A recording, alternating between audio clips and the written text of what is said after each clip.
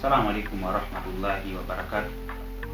Ndugu zangu wa Tanzania, leo nimejaribu kuwaletea sifa au siri 7 ambazo zinakufanya kila binadamu au kila mwanadamu anayetafuta maisha aweze kufanikiwa kiwepesi sana. So hizi siri ni muhimu sana.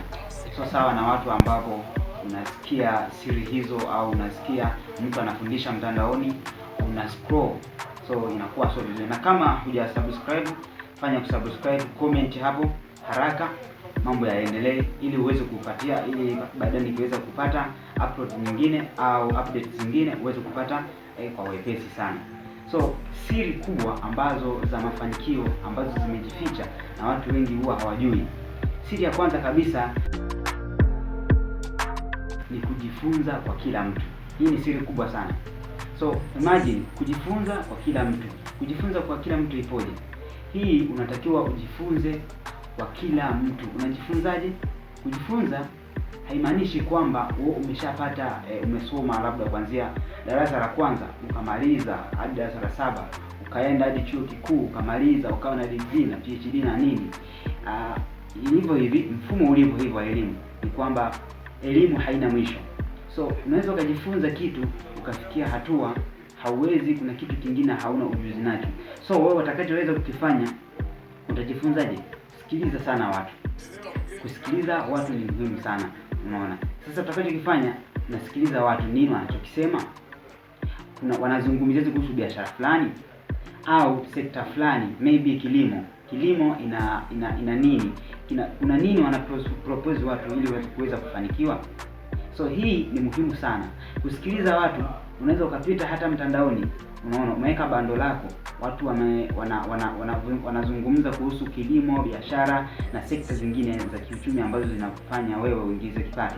So ni muhimu sana kusikiliza watu, na kwa kiuzuri zaidi kwa sasa hivi internet ya sasa au mitandao ya kijamii kwa sasa hivi wanatoa hadi zile updates, namba za simu, unaona, wanatoa hadi comment moja kwa moja, na unaweza kupata updates au unaweza kujifunza kupitia wao. Kwa Kiingereza wanasema continuous learning. So unatakiwa ujifunze kila siku, unaona, na usikilize nini ambacho kinaelekezwa mtandaoni.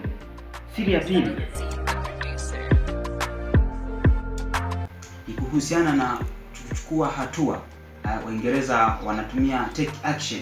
So kabla umemaliza kila kitu, umesikiliza, umepata hatua, biashara fulani labda maybe wanafanya biashara fulani, kuna issue fulani unaifanya.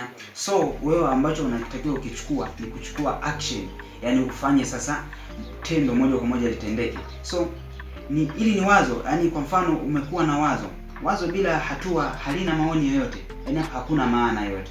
Sasa umewaza, umewaza, umefikishiwa taarifa fulani, labda kupo hivi na hivi na hivi, biashara fulani inafanyika. So umekaa, umetulia, what next? Na maana ni kwamba nothing doing, hapo hamna unachokifanya. So kinachofanyika ni kuchukua hatua, hata kama ile biashara ambao unataka kwenda kuifanya ina milioni ngapi na gharimu kiasi kikubwa. So unachokifanya wewe ni kuzingatia nini mtaji wako ambao ulionao, kwa ajili ya kuweza kufanya nini, kuhakikisha mambo yako yanaenda vizuri. Na hapa wanamtindo mmoja anasema, anatumia watu ambao wanadili sana na biashara, wanasema hata kama unatakiwa uchukue action au uanze biashara hata kama hujakamilika. Yani hakuna mtu ambaye ameanza amekamilika. Hapa ni kila mtu tunajua kwamba ameanza kidogo kidogo, hata kama alikuwa na 5,000, 10,000, shilingi ngapi, wameanza biashara wote walikuwa na hivyo kidogo kidogo. So katika kugrow au kukua kwa mtu, yani unatakiwa uanze step by step, au unaanza hatua nyingine, unaenda na hatua nyingine.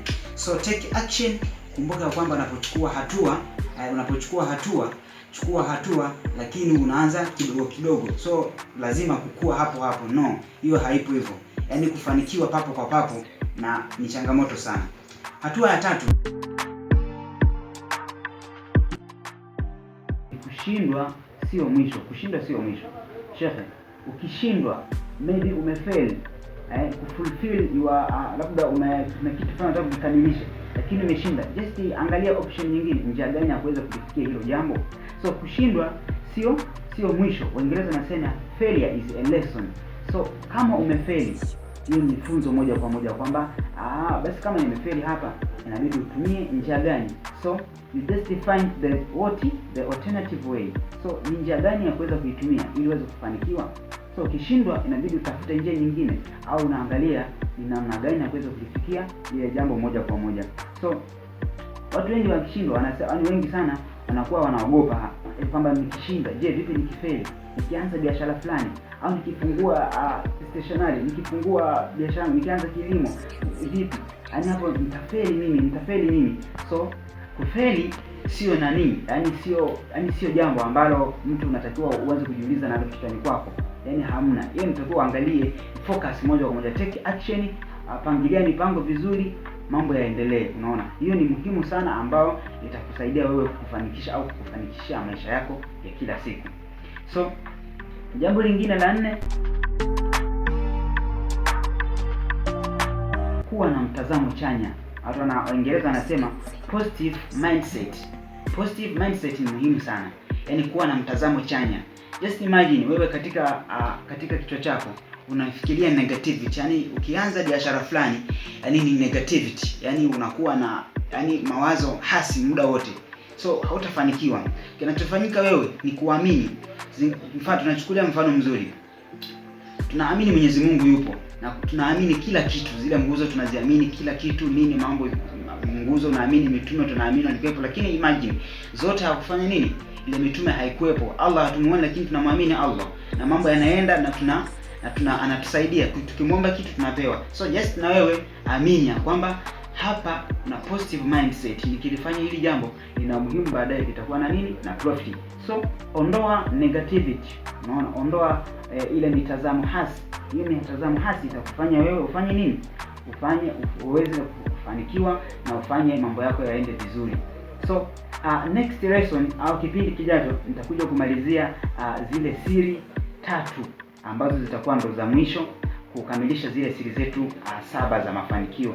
So ukishamalizia hizo, sasa utakuja kujua moja kwa moja ni nini cha kuweza. Lakini kabla hujamaliza, na kusihi ya kwamba subscribe, mambo yaendelee, comment, unaweza share pia kwa watu, ili uweze kupata taarifa zetu kwa wakati na kwa muhimu. So namba yangu ipo hapo, unaweza ukanitext pia, unaweza ukanicall moja kwa moja, usipuuze hilo, ni muhimu sana.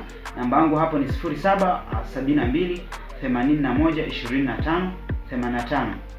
Narudia tena 0772 81 25 85. So unaweza kunicall moja kwa moja, au unaweza ukatoa comment yako, nini tunaweza kushare pamoja na wewe. Shukrani sana, karibuni sana.